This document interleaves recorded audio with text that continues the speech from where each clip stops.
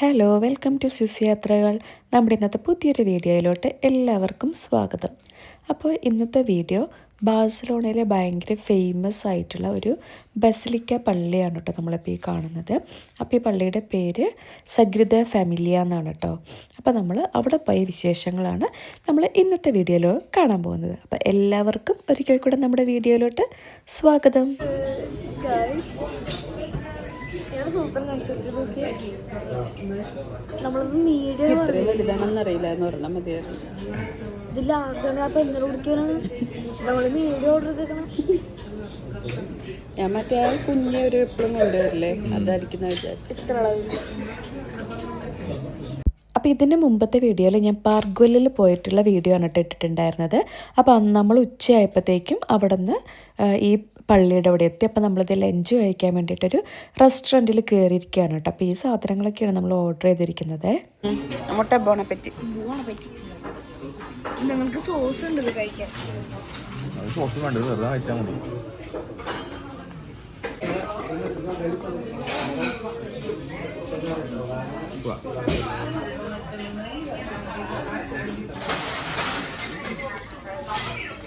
മൊത്തത്തിൽ കഴിക്കണം. മുറിച്ച് കഴിച്ചാൽ മതി. ഇതൊന്നും കുത്തിപ്പിടിക്കും, ഒന്നും മതിയാ കുത്തിപ്പിടിക്കും, ബലത്തിൽ കുത്തിപ്പിടിക്കും. ഇന്നലത്തേക്കാൾ വന്നിട്ടുണ്ട്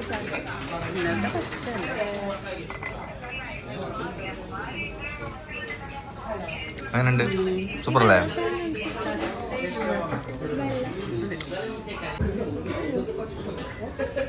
ചീസും പിന്നെ ഉള്ളിട്ട് സാധനം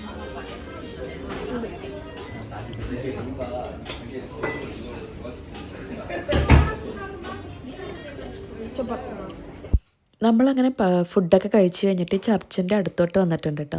അപ്പോൾ ചർച്ചിൻ്റെ അടുത്തു നിന്നുള്ള ഒരു റെസ്റ്റോറൻറ്റിൽ നിന്നാണ് നമ്മൾ ഫുഡ് കഴിച്ചത്. അപ്പോൾ നമ്മളിത് വിസിറ്റ് ചെയ്യാൻ വേണ്ടിയിട്ട് ഒരു ഗൈഡിനെ എടുത്തിട്ടുണ്ട് കേട്ടോ. ഒരു ഗ്രൂപ്പ് ടൂറായിരുന്നു. അപ്പോൾ നമുക്ക് 2:30 സമയം പറഞ്ഞിട്ടുണ്ടായിരുന്നത്. അപ്പോൾ നമ്മൾ അതിന് വേണ്ടിയിട്ട് അവർ വരാൻ വേണ്ടിയിട്ട് വെയിറ്റ് ചെയ്യുകയാണ് കേട്ടോ. അപ്പോൾ നമ്മൾ കുറച്ച് നേരത്തെ അവിടെ എത്തിയിട്ടുണ്ടായിരുന്നു. അപ്പോൾ നമ്മൾ ഒരു റൗണ്ട് പള്ളിയുടെ ചുറ്റുമൊക്കെ നടന്ന് നമ്മൾ പള്ളിയൊക്കെ കണ്ടു കേട്ടോ. അപ്പോൾ ഇതിൻ്റെ അകത്തോട്ട് കയറാൻ നമുക്ക് ടിക്കറ്റ് വേണം. അതിന് നമ്മളൊരു ഗ്രൂപ്പ് ടൂറാണ് കേട്ടോ എടുത്തിട്ടുണ്ട്. നമുക്കൊരു ഗൈഡൊക്കെ ഉണ്ടായിരുന്നു. അപ്പോൾ ഇത് പള്ളിയുടെ ഓരോ സൈഡിൽ നിന്നുള്ളൊരു വ്യൂ ആണ് കേട്ടോ നമ്മളിപ്പോൾ ഇങ്ങനെ കണ്ടുകൊണ്ടിരിക്കുന്നത്. ഇപ്പോൾ ഇതൊക്കെ പുതിയതായിട്ട് കണ്ടോ, കളറ് കാണുമ്പോൾ തന്നെ നമുക്ക് അറിയുന്നുണ്ട്. അപ്പോൾ ഈ പള്ളിയെക്കുറിച്ച് പറയുകയാണെങ്കിൽ ഈ പള്ളിയുടെ പണി സ്റ്റാർട്ട് ചെയ്തിട്ട് 140 വർഷമായിട്ടോ. എന്നിട്ട് ഇപ്പോഴും പള്ളിയുടെ പണി പൂർണ്ണമായിട്ട് കഴിഞ്ഞിട്ടില്ല.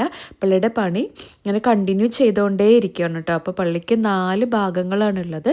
അപ്പോൾ ഓരോ ഭാഗങ്ങളായിട്ട് ഇങ്ങനെ പല പല വർഷങ്ങളിലായിട്ടാണ് ഇതിൻ്റെ ഓരോ പണികളും ഇങ്ങനെ ചെയ്തുകൊണ്ടിരിക്കുന്നത് കേട്ടോ.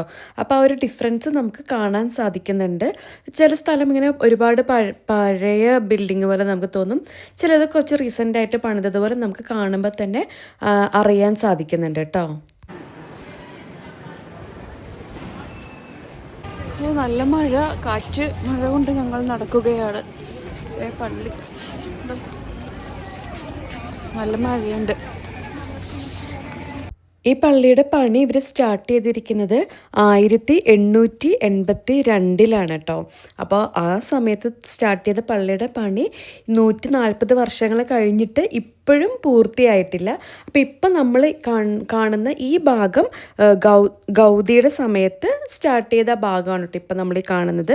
അത് നേറ്റിവിറ്റി എന്ന് പറയുന്ന ഒരു ഭാഗമാണ് നമ്മളിപ്പോൾ കാണുന്നത്. അപ്പോൾ ഈ പള്ളിക്ക് പ്രധാനമായിട്ടും 3 ഭാഗങ്ങളാണുള്ളത്. ഒന്ന് നേറ്റിവിറ്റി, പിന്നെ ഒരെണ്ണം പാഷൻ, പിന്നെ ഒരെണ്ണം ഗ്ലോറി. അങ്ങനെ 3 ഭാഗങ്ങളായിട്ടാണ് കേട്ടോ ഈ പള്ളിക്കുള്ളത്. അപ്പോൾ 140 വർഷം പഴക്കമുള്ള ആ ഒരു ഭാഗമാണ് ഇപ്പം നമ്മൾ കാണുന്നത്. അത് ഈശോയുടെ ജീവിതം ഫുള്ള്, ക്രിസ്തുവിൻ്റെ ജീവിതം ഫുള്ളും ഒരു ശില്പങ്ങളും രൂപങ്ങളൊക്കെ ആസ്പദമാക്കിയിട്ടാണ് ഈ പള്ളി ഉണ്ടാക്കിയിരിക്കുന്നത്. അപ്പോൾ ഈശോയുടെ ജനനമാണ് ഈ നേറ്റിവിറ്റി എന്ന് പറയുന്നത്.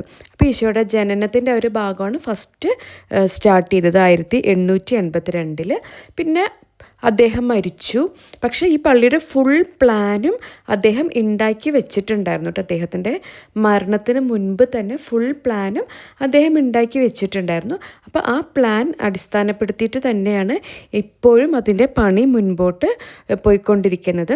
അതുപോലെ തന്നെ ഒരു പ്രകൃതി സ്നേഹിയായിരുന്നു അദ്ദേഹം എന്ന് ഞാൻ അതിൻ്റെ മുമ്പുള്ള വീഡിയോസിലൊക്കെ പറഞ്ഞിട്ടുണ്ട്. അതുകൊണ്ട് തന്നെ മരങ്ങളും പൂക്കളും അങ്ങനത്തെ പ്രത്യേകം ഒരു സ്റ്റൈലിലാണ് പുള്ളി ഇത് ഡിസൈൻ ചെയ്തിരിക്കുന്നത്. താമസിക്കുന്നത്.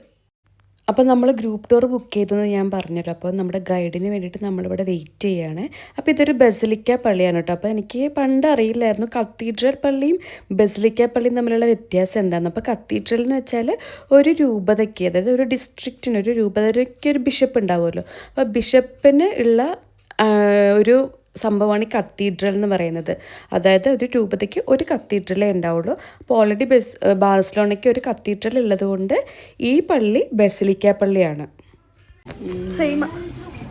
അപ്പോൾ നമ്മളിപ്പോൾ ഇവിടെ ഇരിക്കുകയാണ്, ഗൈഡിനെ വെയിറ്റ് ചെയ്ത്. ഇതെല്ലാവരും നമ്മുടെ ഗ്രൂപ്പിനകത്തുള്ള ആൾക്കാരാണ്. കുറേ ആൾക്കാരുണ്ട് കേട്ടോ. നമ്മൾ റൂമിൽ ഇങ്ങനെ വെയിറ്റ് ചെയ്തുകൊണ്ടിരിക്കുകയാണ്. അപ്പോൾ നല്ല മഴയായിരുന്നു കേട്ടോ നമ്മൾ ചെന്ന ഒരു ദിവസം. അങ്ങനെ നമ്മുടെ ഗൈഡ് വന്നിട്ടുണ്ട്. അപ്പോൾ നമ്മളിതേ കത്തീഡ്രലിൻ്റെ അകത്തോട്ട് കയറാൻ വേണ്ടി പോവുകയാണ് കേട്ടോ. അപ്പോൾ ഇതിൻ്റെ ഉള്ളിൽ കയറാൻ വേണ്ടിയിട്ട് ടിക്കറ്റ് ഉണ്ട്. അപ്പോൾ അത് നമ്മൾ നേരത്തെ തന്നെ ടിക്കറ്റൊക്കെ എടുക്കണം. അപ്പോൾ നമ്മളിതേ ഗൈഡിൻ്റെ കൂടെ ഇപ്പോൾ പള്ളിയുടെ അകത്തോട്ട് കയറാൻ പോവുകയാണേ. നടക്കുന്നുണ്ട്. നമ്മൾ അകത്ത് കയറാൻ വേണ്ടിയിട്ട് നിൽക്കുവാണ്.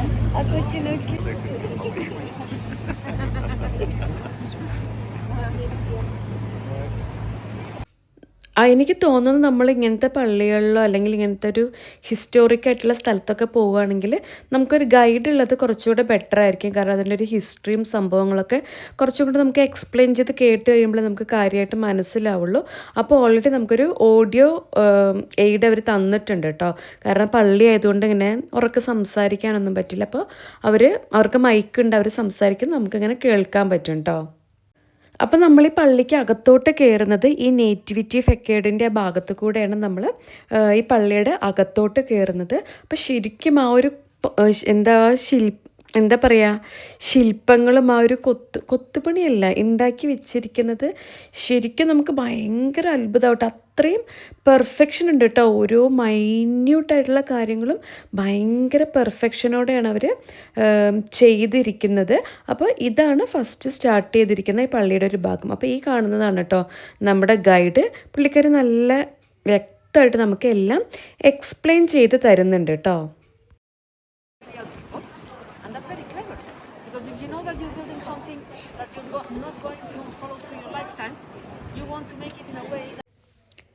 ഒരു ടോട്ടോയ്സിൻ്റെ മുകളിൽ പണിതിരിക്കുന്നത് പോലെയാണ് കേട്ടോ. അപ്പോൾ രണ്ട് സൈഡിലും ഒരു ടോട്ടോയ്സ് ഉണ്ട്.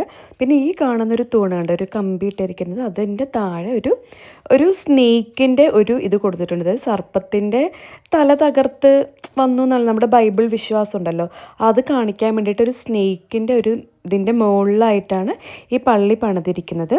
അപ്പോൾ ഈ ആൻ്റോണി ഗൗഡി ജീവിച്ചിരിക്കുന്ന സമയത്ത് പൂർണ്ണമായിട്ടുള്ള ഏക ഫെക്കേഡ് എന്ന് പറയുന്നത് ഈ നേറ്റിവിറ്റി ഫെക്കേഡാണ് കേട്ടോ.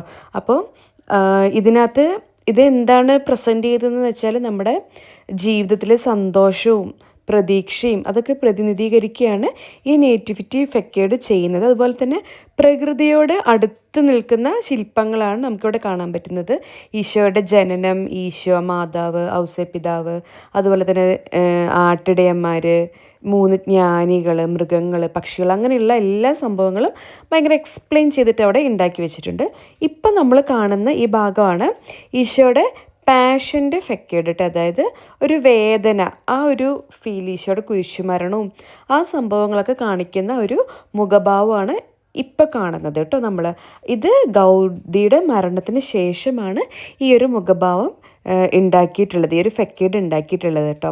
അപ്പോൾ ഈ ചർച്ച് യുനെസ്കോയുടെ ലോക പൈതൃക പട്ടികയിൽ ഉൾപ്പെട്ടിട്ടുള്ള ഒരു പള്ളിയാണ് കേട്ടോ ഇത്.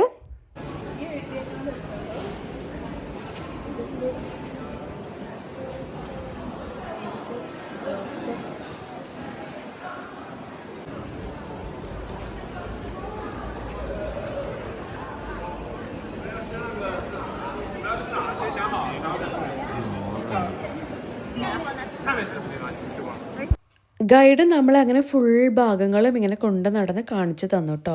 അത് കഴിഞ്ഞിട്ട് അവർ പോയി. പിന്നെ നമ്മൾ ഒറ്റയ്ക്ക് ഇങ്ങനെ ഓരോ ഭാഗമായിട്ട് ഇങ്ങനെ നമ്മൾ കണ്ടുകൊണ്ടിരിക്കുകയാണ് കേട്ടോ. അപ്പോൾ ഇപ്പം നമ്മൾ നിൽക്കുന്നത് ഈ പള്ളിയുടെ അകത്താണ്. അപ്പോൾ ഈ പള്ളിയുടെ തൂണുകളും എല്ലാ സംഭവങ്ങളും ഭയങ്കര ഒരുപാട് എക്സ്പ്ലനേഷൻസ് ഉള്ള സംഭവങ്ങളാണ് കേട്ടോ. അപ്പോൾ ഈ തൂണ് കണ്ടോ, ഒരു തൂണ് പോയിട്ട് മരത്തിൻ്റെ ബ്രാഞ്ചസ് പോലെ അവിടെ നിന്ന് പിന്നെയും കണ്ടോ വിടർന്ന് പോയിരിക്കണം. ഒരു മരം പോലെയാണ് ഈ തൂണ് ഉണ്ടാക്കിയിരിക്കുന്നത് കേട്ടോ. അപ്പോൾ നോക്കിയേ, 1880കളിൽ ഇതുപോലെ ഡിസൈൻ ചെയ്യണമെന്നുണ്ടെങ്കിൽ അദ്ദേഹം എന്തുമാത്രം പ്രയത്നിച്ചിട്ടുണ്ടാവുമെന്ന് നമുക്ക് ഇത് കാണുമ്പോൾ അറിയാൻ പറ്റും കേട്ടോ. പിന്നെ ഈ ലൈറ്റുകൾ കാണുന്നത് കണ്ടോ, അത് ജനലിൽ നിന്നും നാച്ചുറൽ സൺലൈറ്റ് അടിക്കുമ്പം വരുന്ന ലൈറ്റ്സ് ആണ് കേട്ടോ. അപ്പോൾ സൂര്യൻ്റെ ആ ഒരു പൊസിഷൻ അനുസരിച്ചിട്ട്, ആ ഒരു പ്രകാശം വരുന്നതിനനുസരിച്ചിട്ട് ഈ ലൈറ്റിൻ്റെ കളർ ഇങ്ങനെ മാറിക്കൊണ്ടിരിക്കും കേട്ടോ.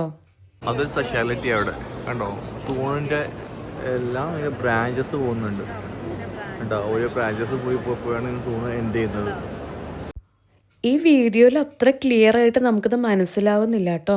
നേരിട്ട് കാണുമ്പോഴാണ് ഇതിൻ്റെ ആ ഒരു ഭംഗിയും ആ ഒരു ആർക്കിടെക്ചറലിൻ്റെ ഒരു മാജിക്കും നമുക്ക് മനസ്സിലാവുന്നത്. കാരണം കോൺക്രീറ്റും സംഭവങ്ങളും ഒന്നും ഇല്ലാതിരുന്ന ഒരു കാലഘട്ടത്തിൽ അത് 75 മീറ്റർ ഹൈറ്റാണ് കേട്ടോ ഈ ചർച്ചിനുള്ളത്. അപ്പോൾ ആ ഒരു സമയത്ത് ഇത്രയും ഹൈറ്റിൽ ഇങ്ങനെ സ്ട്രെയിറ്റ് ഒരു തൂണല്ലാതെ ഇങ്ങനെ ബ്രാഞ്ചസ് ഒക്കെ ആയിട്ട് അദ്ദേഹം ഇത് പണിയാൻ വേണ്ടിയിട്ടൊരു എഫേർട്ട്. അപ്പോൾ ഇതിൻ്റെ ഒരു മോഡൽ അദ്ദേഹം ഉണ്ടാക്കിയത് അത് ഏതൊരു യുദ്ധത്തിൻ്റെ സമയത്ത് നശിച്ചു പോയി എന്നാണ് പറഞ്ഞത്. അതിനുശേഷം ഇവർ തന്നെ ആ ഒരു അദ്ദേഹത്തിൻ്റെ ഐഡിയാസൊക്കെ വെച്ചിട്ട് ഉണ്ടാക്കിയിട്ടൊരു മോഡൽ നമുക്ക് ഇവിടുത്തെ മ്യൂസിയത്തിൽ കാണാൻ പറ്റും. അത് ഈ വീഡിയോയുടെ ലാസ്റ്റൊക്കെ ആകുമ്പോൾ നിങ്ങൾക്ക് കാണാൻ പറ്റും കേട്ടോ. അപ്പോൾ ഇതാണ് ഞാൻ നേരത്തെ പറഞ്ഞ ഒരു ജനലിൽ നിന്ന് വരുന്ന ഒരു ലൈറ്റ്. ഇപ്പം നമ്മളൊരു ബ്ലൂ കളർ വിൻഡോസ് കാണുന്ന ഭാഗം ഈസ്റ്റ് ആണ് കേട്ടോ. അപ്പോൾ ആ ഒരു സൺലൈറ്റ് അവിടെ നിന്ന് വരുന്ന ഒരു ബ്ലൂ കളർ തീമിലാണ് അവർ ഉണ്ടാക്കിയിരിക്കുന്നത്. പിന്നെ മുകളിലോട്ട് നോക്കുമ്പം പ്ലെയിൻ ഗ്ലാസ്സാണ് കൊടുത്തിരിക്കുന്നത്. അതായത് സ്വർഗത്തിൽ നിന്നും പ്യുവർ വൈറ്റ് ലൈറ്റ് ഭൂമിയിലോട്ട് വരുന്നു എന്ന് കാണിക്കാൻ വേണ്ടിയിട്ട്. ഇപ്പുറത്തെ വശത്ത് സൺസെറ്റിൻ്റെ സൈഡ് വരുമ്പോഴത്തേക്കും അവിടെ ഒരു റെഡും ആ ഒരു കളറാണ് കേട്ടോ കൊടുത്തിരിക്കുന്നത്. അപ്പോൾ ആ ഒരു സണ്ണിൻ്റെ ആ ഒരു ലൈറ്റ് വരുന്നതും അതും ഈ തൂണിലും ഈ പള്ളിയിലൊക്കെ വരുന്നതൊക്കെ ഒരു പ്രത്യേക ഭംഗിയാണ് കേട്ടോ, ഒരു ലൈറ്റ് അടിക്കുമ്പോഴത്തേക്കും. അപ്പോൾ അങ്ങനത്തെ അതായത് ഇതൊക്കെ നമുക്ക് ഗൈഡ് പറഞ്ഞു തരുമ്പോഴാണ് കേട്ടോ നമുക്ക് മനസ്സിലാവുന്നത്. നോർമലി നമ്മൾ വന്നിങ്ങനെ കാണുമ്പോൾ നമുക്ക് പ്രത്യേകിച്ചൊന്നും തോന്നില്ല. നമ്മൾ ചിലപ്പോൾ നോട്ടീസ് ചെയ്യുക പോലും ഇല്ലായിരുന്നു ഈ കളർ ഡിഫറൻസും ആ ഒരു സണ്ണിൻ്റെ ആ ഒരു പൊസിഷൻസും സംഭവമൊന്നും. പക്ഷേ ഗൈഡ് നമുക്ക് എക്സ്പ്ലെയിൻ ചെയ്ത് തന്നതുകൊണ്ടാണ് നമുക്കത് മനസ്സിലായത് കേട്ടോ.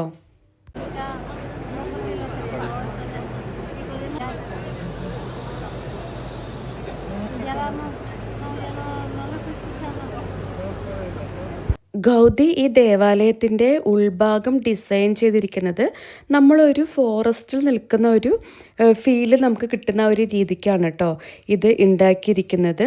അതായത് പ്രകൃതിനെ അനുകരിച്ചിട്ടുള്ള ഒരു രൂപകൽപ്പനയാണ് അദ്ദേഹം ചെയ്തിട്ടുള്ളത്. ഇതിൻ്റെ ഉള്ളിൽ ജീവനും വെളിച്ചവും നിറഞ്ഞ ഒരു രീതിക്കാണ് അദ്ദേഹം ഉണ്ടാക്കിയിരിക്കുന്നത്. അപ്പോൾ ഞാൻ നേരത്തെ പറഞ്ഞല്ലോ, ഇതിൻ്റെ തൂണ് ഉണ്ടാക്കിയിരിക്കുന്നത് മരങ്ങൾ പോലെയാണ് അദ്ദേഹം ഉണ്ടാക്കിയിരിക്കുന്നത്. അതായത് തൂണ് മുകളിലോട്ട് പോകുമ്പോൾ പല ബ്രാഞ്ചസ് ആയിട്ട് ഈ തൂണുകൾ തിരിയുന്നുണ്ട് കേട്ടോ. അതുപോലെ തന്നെ വ്യത്യസ്തമായിട്ടുള്ള കല്ലുകൾ ഉപയോഗിച്ചിട്ടാണ് ഈ തൂണുകളും എല്ലാം ഉണ്ടാക്കിയിരിക്കുന്നത്. ഓരോ തൂണും വ്യത്യസ്ത ഭാരങ്ങൾ താങ്ങാൻ വേണ്ടിയിട്ടാണ് രൂപകൽപ്പന ചെയ്തിരിക്കുന്നത്. അപ്പോൾ അതിൻ്റെ ജനലുകൾ ഉണ്ടോ, സ്റ്റെയിൻലെസ് ഗ്ലാസ് ജനലുകളാണ്. അപ്പോൾ അതുവഴി നല്ല പ്രകാശം ഉള്ളിലോട്ട് വരും. കിഴക്ക് വശത്ത് ചൂടുള്ള നിറങ്ങളാണ്, അത് ചുവപ്പ്, മഞ്ഞ അങ്ങനത്തെ നിറം. പടിഞ്ഞാറ് വശത്ത് തണുത്ത നിറങ്ങൾ, നീല, പച്ച. അതായത് സൂര്യോദയവും സൂര്യ അസ്തമയവും കാണിക്കാൻ വേണ്ടിയിട്ടാണ് അങ്ങനെ ഉണ്ടാക്കിയിരിക്കുന്നത് കേട്ടോ. പിന്നെ സീലിംഗ് ആണെങ്കിലും പ്രകൃതിയിലെ പൂക്കൾ, നക്ഷത്രങ്ങൾ അവയൊക്കെ ഓർമ്മിപ്പിക്കുന്ന ഒരു രീതിക്കാണ് ഇതിൻ്റെ ഒരു സീലിംഗും ഉണ്ടാക്കിയിരിക്കുന്നത്. ഈ കളറാണ് കേട്ടോ. ഇപ്പോൾ ലൈറ്റ് നോക്കി വിൻഡോസിൽ വരുന്ന ലൈറ്റിൻ്റെ കളേഴ്സാണ് കേട്ടോ. ഈ ജനലുകൾക്ക് വേറൊരു പ്രത്യേകത കൂടിയുണ്ട്. ലോകത്തിലെ പല സ്ഥലങ്ങളിലുള്ള വിശുദ്ധരുടെ പേര് അല്ലെങ്കിൽ വിശുദ്ധരുണ്ടായിരുന്ന സ്ഥലത്തിൻ്റെ പേര് ഈ ജനലുകളിൽ എഴുതി വെച്ചിട്ടുണ്ട്. അപ്പോൾ ഏഷ്യയിൽ നിന്ന് പ്രതിനിധീകരിച്ചിട്ട് നമ്മുടെ മദ്രാസ് എന്ന് എഴുതിയിട്ടുണ്ട് കേട്ടോ അതിലൊരു ജനൽ. അതായത് മദ്രാസിലുള്ള ഒരു സെയിൻറ്റിനെ കാണിക്കാൻ വേണ്ടിയിട്ട് മദ്രാസ് എന്ന് അതിനകത്ത് ഇവർ ഈ ജനലിൽ എഴുതിയിട്ടുണ്ട്. അങ്ങനെ പള്ളിയുടെ അകത്ത് നിന്ന് നമ്മൾ പുറത്തോട്ട് ഇറങ്ങുമ്പോൾ, പുറത്തോട്ടല്ല, മെയിൻ പള്ളിക്ക് അകത്ത് നിന്ന് നമ്മൾ ഇറങ്ങുമ്പോഴത്തേക്കും സൈഡിലായിട്ട് പണ്ട് ഈ പള്ളിയിൽ യൂസ് ചെയ്തിട്ടുണ്ടായിരുന്ന സാധനങ്ങൾ, അത് കുർബാനയ്ക്കും പ്രയറിനൊക്കെ ആയിട്ട് ഉപയോഗിച്ചിട്ടുണ്ടായിരുന്ന സാധനങ്ങൾ അവിടെ വെച്ചിട്ടുണ്ട് കേട്ടോ. അപ്പം മെഴുകുതിരി കാലുകൾ, ബെഞ്ചുകൾ, അങ്ങനത്തെ പല പല സംഭവങ്ങൾ അവിടെ വെച്ചിട്ടുണ്ട് കേട്ടോ. അപ്പോൾ ഇതെല്ലാം നല്ല വലുപ്പത്തിലാണ് കേട്ടോ ഉള്ളത്. എന്തൊരു വലുപ്പം നോക്കി അമ്മ അവിടെ നിൽക്കുമ്പോൾ തന്നെ നമുക്ക് അറിയാൻ പറ്റുന്നുണ്ട്. അപ്പോൾ അത് ഉണ്ടാക്കിയ വർഷങ്ങളും അതിൻ്റെ ഒരു ഹിസ്റ്ററിയും സംഭവങ്ങളെല്ലാം അവിടെ അവർ ഇങ്ങനെ എഴുതി വെച്ചിട്ടുണ്ട് കേട്ടോ. അപ്പോൾ നമുക്ക് കറക്റ്റ് എല്ലാം അറിയാൻ പറ്റും. അപ്പോൾ ഇപ്പം നമ്മൾ ഈ കാണുന്നത് അച്ഛന്മാർ ആ സമയത്ത് പ്രസംഗിക്കുമ്പോൾ നിൽക്കുന്ന ആ ഒരു സ്ഥലമുണ്ട്. എൻ്റെ പേരെനിക്ക് കറക്റ്റ് അറിയില്ല. പ്രസംഗിക്കുന്ന സമയത്ത് അവർ നിൽക്കുന്ന ആ ഒരു സാധനം കേട്ടോ. എന്ത് പീഠം എന്താ പറയാന്ന് എനിക്കറിയില്ല. നമ്മുടെ നാട്ടിലാണെങ്കിലും പണ്ടത്തെ പള്ളികളിലൊക്കെ സംഭവം കാണുമായിരിക്കും. എനിക്ക് ഓർമ്മ, നമ്മൾ ആമയെന്ന് പറഞ്ഞിട്ടുള്ള ഒരു സിനിമയിൽ നമ്മുടെ ഇന്ദ്രജിത്ത് കയറി നിൽക്കുന്ന ഒരു സ്ഥലമുണ്ട്. അപ്പോൾ പണ്ടത്തെ പള്ളികളിൽ നമുക്ക് ഈ സംഭവങ്ങൾ കാണാൻ പറ്റും കേട്ടോ. പിന്നെ ഇത് കുർബാനയുടെ സമയത്ത് അച്ഛന്മാർക്ക് വായിക്കാൻ വേണ്ടിയിട്ട് ആ സമയത്ത് കൊത്തുപണി ചെയ്തിട്ട് ബലിപീഠത്തിൽ വെച്ചുകൊണ്ടിരുന്ന മെയിൻ പ്രയറാണ് കേട്ടോ അത്. അപ്പോൾ അതും അവിടെ വെച്ചിട്ടുണ്ട്. അപ്പോൾ ഈ പള്ളി പണിയണ സമയത്ത് ഇവിടെ വരുന്ന ജോലിക്കാരുടെ മക്കളെ നോക്കാൻ വേണ്ടിയിട്ട് അവിടെ ഒരു സ്കൂൾ സ്റ്റാർട്ട് ചെയ്തിട്ടുണ്ടായിരുന്നു കേട്ടോ. അപ്പോൾ ഒരു സ്കൂളും അവിടെ ആ സമയത്ത് ഉണ്ടായിരുന്ന കുട്ടികളെയൊക്കെയാണ് കേട്ടോ നമ്മളിപ്പോൾ കാണുന്നത്. അപ്പോൾ ആ ഒരു ഹിസ്റ്ററിയൊക്കെ അവരവിടെ ഇങ്ങനെ എന്താ പറയുക, ഫോട്ടോസും ആ സംഭവങ്ങളൊക്കെ അവിടെ വെച്ചിട്ടുണ്ട് കേട്ടോ. അപ്പോൾ കുട്ടികളെ അവിടെ ആക്കിയിട്ട് പാരൻസിന് സമാധാനപൂർവ്വമായിട്ട് അവിടെ ജോലി ചെയ്യാൻ പറ്റും. അപ്പോൾ ആ സമയത്ത് ഈ അവിടുത്തെ ജോലിക്കാരുടെ മക്കൾക്ക് വേണ്ടിയിട്ടുള്ള ഒരു സ്കൂളും ആ കുട്ടികളെയൊക്കെയാണ് കേട്ടോ ഇവിടെ കാണിച്ചിരിക്കുന്നത്.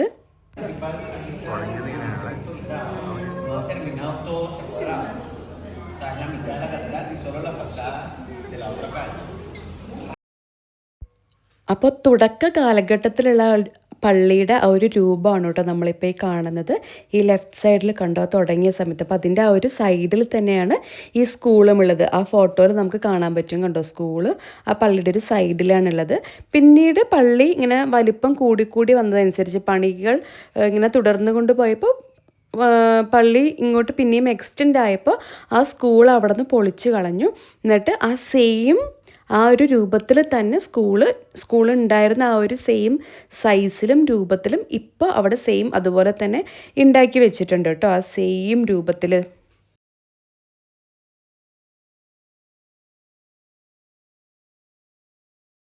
അപ്പോൾ ഇവർ പുനർനിർമ്മിച്ചിരിക്കുന്ന ആ ഒരു സ്കൂളിലാണ് കേട്ടോ നമ്മളിപ്പോൾ നിൽക്കുന്നത്. അപ്പോൾ ക്ലാസ് റൂമൊക്കെ കണ്ടോ, എനിക്ക് ശരിക്കും അത്ഭുതമായിട്ട്, ഇത്രയും വർഷം മുമ്പ് ഇങ്ങനത്തെ ഒരു ക്ലാസ് റൂമൊക്കെ എന്ത് അടിപൊളിയായിട്ടല്ലേ ഉണ്ടാക്കിയിരിക്കുന്നത്. ആ ഒരു ബെഞ്ചും ഡെസ്കുകളും ആ ഒരു രീതിയും ഒക്കെ. നമ്മളിപ്പോൾ ആ ഒരു സ്കൂളിലാണ് നമ്മൾ ഇപ്പോൾ നിൽക്കുന്നത് കേട്ടോ.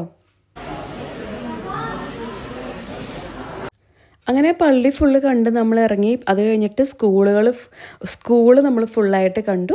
പിന്നെ അതിൻ്റെ സൈഡിൽ തന്നെ മ്യൂസിയം ഉണ്ട്. അതായത് പള്ളി ഉണ്ടാക്കിയിരിക്കുന്ന ആ ഒരു ഹിസ്റ്ററിയും സംഭവങ്ങളൊക്കെ വെച്ചിട്ടുള്ള ഒരു മ്യൂസിയം അവിടെ ഉണ്ട് കേട്ടോ. അപ്പോൾ 140 വർഷത്തെ കഥകൾ പറയുന്ന ഒരു മ്യൂസിയമാണ്. 140 വർഷമായല്ലോ പള്ളി പണി തുടങ്ങിയിട്ട്. ഇപ്പോഴും പള്ളിയുടെ പണി തീർന്നിട്ടില്ല കേട്ടോ. അപ്പോൾ ഇവരുടെ ഇടയിൽ ഒരു ഇതുണ്ട്. അതായത് ഈ പള്ളിപ്പണി തീരുന്ന ലോകം അവസാനിക്കും എന്നൊരു എന്താ പറയുക, ഇവരുടെ ഇടയിൽ അങ്ങനെ അവർ പറയുന്നുണ്ട് കേട്ടോ. അതൊക്കെ വെറുതെയാണ്.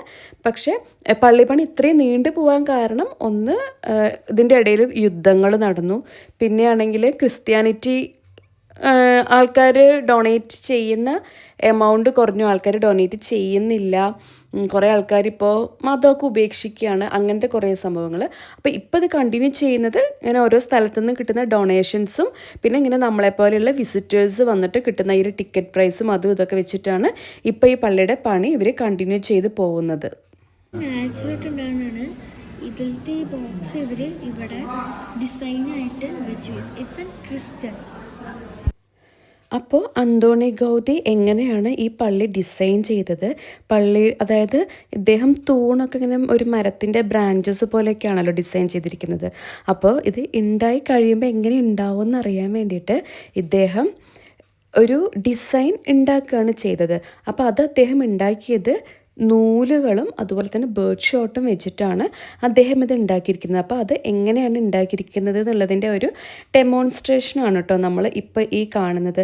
അതായത് അദ്ദേഹം ഈ പള്ളി ഇങ്ങനെ തല തിരിച്ച് വെച്ചാൽ എങ്ങനെ ഉണ്ടാവും എന്നുള്ള ആ ഒരു രൂപത്തിലാണ് ഇത് കണ്ടോ.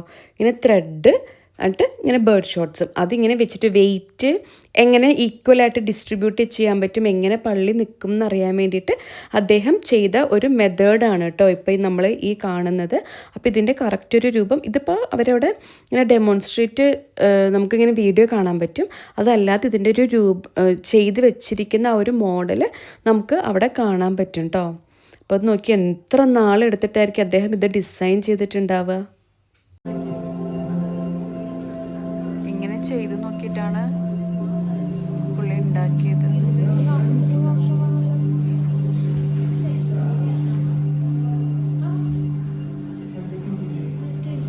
Anthony Gaudi covered the string model with a white sheet to help visualize the architectural shapes and volumes. എന്നിട്ടൊരു വൈറ്റ് ഷീറ്റ് വെച്ചിട്ട് അത് കവർ ചെയ്തു കറക്റ്റ് എങ്ങനെയായിരിക്കും എന്ന് അറിയാൻ വേണ്ടിയിട്ട്.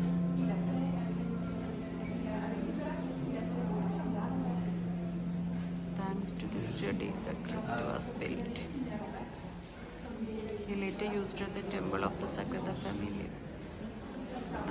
അപ്പോൾ ഇതാണ് കേട്ടോ ആ ഒരു മോഡൽ. അത് കണ്ടോ കറക്റ്റ് ഇതിപ്പോൾ പള്ളി ഇങ്ങനെ തല കുത്തി നിർത്തിയേക്കാണ്, തല കുത്തി ഇങ്ങനെ നിർത്തിയേക്കുന്ന ആ ഒരു രൂപത്തിലാണ് കേട്ടോ ഈ മോഡൽ അവർ ഉണ്ടാക്കിയിരിക്കുന്നത്. അദ്ദേഹം ഉണ്ടാക്കിയ മോഡൽ ഈ യുദ്ധത്തിൻ്റെ സമയത്തൊക്കെ നശിച്ചു പോയി. പിന്നീട് അദ്ദേഹത്തിൻ്റെ ആ ഒരു സ്കെച്ച്, അദ്ദേഹം വരച്ച സ്കെച്ചസും ആ സംഭവങ്ങളൊക്കെ യൂസ് ചെയ്തിട്ട് പിന്നീട് ഉണ്ടായ ആർക്കിടെക്ട്സ് ഉണ്ടാക്കിയ ഒരു മോഡലാണ് കേട്ടോ ഇപ്പോൾ അവിടെ വെച്ചിരിക്കുന്നത്.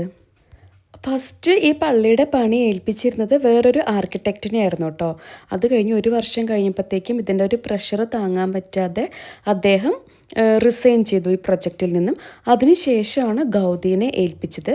അപ്പോൾ ഇവിടെ പള്ളിയുടെ ഓരോ സ്റ്റേജസ് ആണ് കേട്ടോ. ഓരോ ഇയറിലും ഓരോ പീരീഡ് ഓഫ് ടൈമിലും ഈ പള്ളി എങ്ങനെയാണ് ഉണ്ടായിക്കൊണ്ടിരുന്നതെന്ന് നമുക്ക് അവരിവിടെ ഇങ്ങനെ ഒരു വീഡിയോയിലൂടെ കാണിച്ചു തരാണ്. അപ്പോൾ ഫസ്റ്റ് ഉണ്ടായ ഒരു രൂപമല്ല ഇപ്പോൾ ഉള്ളത്. അതിൽ നിന്നും പലതരത്തിലുള്ള വ്യത്യാസങ്ങൾ അവർ വരുത്തിയിട്ടുണ്ട്, ലൈറ്റ് വരാനും അതിനും ഇതിനൊക്കെ വേണ്ടിയിട്ട്. അപ്പോൾ ഞാൻ നേരത്തെ പള്ളിയുടെ ഉള്ളിലുള്ള വീഡിയോയിൽ കാണിച്ചിട്ടുണ്ടായി എന്താണ് വിശുദ്ധരുടെ പല ലോകത്തു നിന്നുള്ള പലത്. അപ്പോൾ അതേ മദ്രാസ് ഇന്ത്യ കണ്ടോ അതിനകത്ത് ജനലിൽ എഴുതിയിരിക്കുന്നത്. അപ്പോൾ അത് അവരവിടെ ഇങ്ങനെ എഴുതി വെച്ചിട്ടുണ്ട് കേട്ടോ. അപ്പോൾ അത് കണ്ടപ്പോഴാണ് എനിക്ക് മനസ്സിലായത്. അപ്പോൾ ഈ ഗൗദി അദ്ദേഹത്തിൻ്റെ ജീവിതത്തിൻ്റെ ഒരു 40 വർഷത്തോളം കാലഘട്ടം അദ്ദേഹം ഈ പള്ളിയുടെ പണിക്ക് വേണ്ടിയിട്ടാണ് ചെലവഴിച്ചത്. അപ്പോൾ അദ്ദേഹത്തിൻ്റെ മരണശേഷം അദ്ദേഹത്തിൻ്റെ തോമ്പാണ് കേട്ടോ നമ്മളിപ്പോൾ കണ്ടത്. അദ്ദേഹത്തിനെ അടക്കിയിരിക്കുന്നതും ഈ പള്ളിയിൽ തന്നെയാണ്. 1926 ജൂൺ 7 അദ്ദേഹം ഒരു ട്രാം ആക്സിഡൻറ്റ് വഴിയാണ് കേട്ടോ മരിച്ചത്. അതായത് അദ്ദേഹം റോഡ് ക്രോസ് ചെയ്യുന്ന സമയത്ത് ഒരു ട്രാം വന്ന് ഇടിച്ചിട്ടാണ് അദ്ദേഹം മരിച്ചത്. അതായത് ഇതിൻ്റെ ഒരു ടെൻഷനും പ്രഷറും ഒക്കെ കാരണം അദ്ദേഹം ഭയങ്കര ലളിതമായിട്ടാണ് ഡ്രസ്സൊക്കെ ധരിച്ചിട്ടുണ്ടായിരുന്നത്. ഭയങ്കര ഒരു ദരിദ്രനെ പോലെ അദ്ദേഹത്തിനെ കണ്ടാൽ തോന്നിയിട്ടുണ്ടാവുള്ളൂ. അതുകൊണ്ട് തന്നെ ഈ വണ്ടി ഇടിച്ച സമയത്ത് ആൾക്കാരെല്ലാവരും കൂടിയെങ്കിലും ആർക്കും മനസ്സിലായില്ല ഇത് ഗൗദിയാണ് എന്നുള്ള ഒരു കാര്യം ആർക്കും മനസ്സിലായില്ല. അതുകൊണ്ട് തന്നെ അദ്ദേഹത്തിന് അത്ര നല്ല ചികിത്സയൊന്നും പെട്ടെന്ന് കിട്ടിയില്ല. നോർമൽ ഒരു ഹോസ്പിറ്റലാണ് അദ്ദേഹത്തിനെ കൊണ്ടുപോയത്. അതിനുശേഷം ഇത് ഗൗദിയാണെന്ന് തിരിച്ചറിഞ്ഞതിന് ശേഷമാണ് അദ്ദേഹത്തിന് സ്പെഷ്യലായിട്ടുള്ള ചികിത്സകളൊക്കെ കൊടുത്തത്. പക്ഷേ അപ്പോഴത്തേക്കും 73-ാമത്തെ വയസ്സിൽ ജൂൺ 10 1926 ജൂൺ 10 അദ്ദേഹം മരിച്ചു. ജൂൺ 7 ഈ ആക്സിഡൻറ്റ് ഉണ്ടായത്. ജൂൺ 10 അദ്ദേഹം മരിച്ചു. അതിനുശേഷം അദ്ദേഹത്തിന് ഈ സഗ്രദ ഫാമിലിയ തന്നെയാണ് അദ്ദേഹത്തിനെ സംസ്കരിച്ചിട്ടുള്ളത് കേട്ടോ. അപ്പോൾ അദ്ദേഹത്തിൻ്റെ കല്ലറ നമുക്ക് അവിടെ കാണാൻ സാധിക്കും. അപ്പോൾ എല്ലാ ദിവസവും വൈകിട്ട് 7 മണിയൊക്കെ ആകുമ്പോഴാണ് ആ ഒരു കല്ലറയുള്ള ആ ഒരു ചർച്ചിൻ്റെ ഭാഗം തുറക്കുക എന്ന് പറഞ്ഞിട്ട്. അതുകൊണ്ട് നമുക്ക് അതിൻ്റെ അകത്തോട്ട് പോകാൻ പറ്റില്ല. പക്ഷെ നമുക്ക് മുകളിൽ നിന്നിട്ട് തന്നെ ആ ഒരു ഭാഗങ്ങൾ നമുക്ക് കാണാൻ പറ്റും. അപ്പോൾ അദ്ദേഹത്തിൻ്റെ ഒരു പ്ലാൻ അനുസരിച്ചിട്ട് തന്നെയാണ് ഇപ്പോഴും ഈ പള്ളിയുടെ പണി തുടർന്നുകൊണ്ടേ പോയിക്കൊണ്ടിരിക്കുന്നത് കേട്ടോ. അപ്പോൾ ആ ഒരു ഓലയും ആ ഒരു ആൾക്കാരെയൊക്കെ കണ്ട് നമ്മൾ പെട്ടെന്ന് നോക്കുമ്പോൾ നമുക്ക് മനസ്സിലാവില്ല. പക്ഷേ ഇങ്ങനെ സൂക്ഷിച്ച് നോക്കുമ്പോഴാണ് ഓരോ ഡീറ്റെയിലിങ്ങും നമുക്ക് മനസ്സിലാക്കാനായിട്ട് സാധിക്കുന്നത് കേട്ടോ. അത് കണ്ടോ ഭയങ്കര ഡീറ്റെയിൽ ആയിട്ടാണ് ഓരോ പണിയും ചെയ്തിരിക്കുന്നത്. അപ്പോൾ ആ ഒരു നേറ്റിവിറ്റിയുടെ ആ ഒരു ഭാഗത്ത് ചെയ്തിരിക്കുന്ന അത്രയും പണികൾ പുതിയതായിട്ട് ചെയ്യുന്ന ആ ഒരു ഭാഗത്ത് അത്രയും ഈ ഒരു പണികളൊന്നും ഇല്ല കേട്ടോ.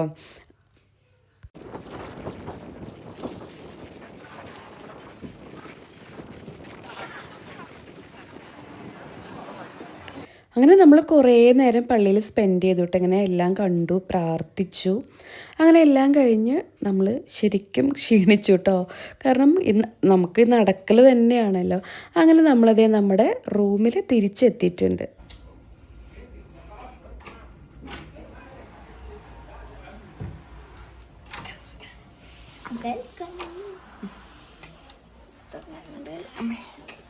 ഇതാണ് കേട്ടോ നമ്മുടെ റൂം. ഇവിടെ ഒരു എക്സ്ട്രാ ബെഡ് തന്നിട്ടുണ്ട് അമ്മൂസിന്. പക്ഷെ ഞാൻ അവിടെ കിടക്കാറില്ല.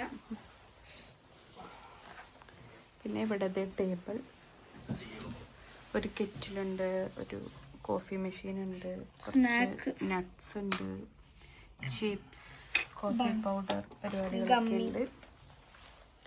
പിന്നെ ഇവിടെ ഒരു ടേബിൾ ലാമ്പ് ഉണ്ട്, കുഞ്ഞി TV ഉണ്ട്, അവിടെ ഒരു ബാൽക്കണി ഉണ്ട്, ചെറിയൊരു ബാൽക്കണി. പിന്നെ ഇവിടെ ഒരു മിറർ, നമ്മുടെ ലഗേജ് വയ്ക്കാനുള്ള സ്പേസ് ഉണ്ട്. പിന്നെ ഇവിടെ കബേർഡ് ഉണ്ട് കേട്ടോ. കബേർഡ്, ലോക്കർ സംഭവമൊക്കെ ഉണ്ട്. നമ്മുടെ ജാക്കറ്റൊക്കെ തൂക്കിച്ചിട്ടുണ്ട്. ഇത് നമ്മുടെ 4 ഡ്രസ്സ് ഇട്ടിട്ടുണ്ട്. ഇവിടെ ലോക്കറുണ്ട്. പിന്നെ ഇതാണ് വാഷ്റൂം. അവിടെ ഒരു വാഷ് ബേസിൻ ഉണ്ട്, മിറർ. ഈ മിറർ കിട്ടാൻ പറ്റി മറ്റേ സാധനം ഗൂഫി പോലെ. അപ്പോൾ ഇന്നത്തെ വീഡിയോ ഇത്രയേ ഉള്ളൂ കേട്ടോ. ഇതിൻ്റെ ബാക്കി ബാഴ്സലോണ വിശേഷങ്ങളും സംഭവങ്ങളൊക്കെ ആയിട്ട് നമുക്ക് അടുത്ത ദിവസം കാണാം. അതുവരെ എല്ലാവർക്കും നല്ലൊരു ദിവസം ആശംസിച്ചുകൊണ്ട് നിർത്തുന്നു. Bye bye. ഇത്രയേ ഉള്ളൂ നമ്മുടെ ഹോട്ടൽ റൂം. പിന്നെ മംഗളൂർ സ്വിമ്മിംഗ് പൂൾ ഉണ്ട്, ഒരു മിനി ബാർ ഉണ്ട്. അതൊക്കെ അത്രയേ ഉള്ളൂ.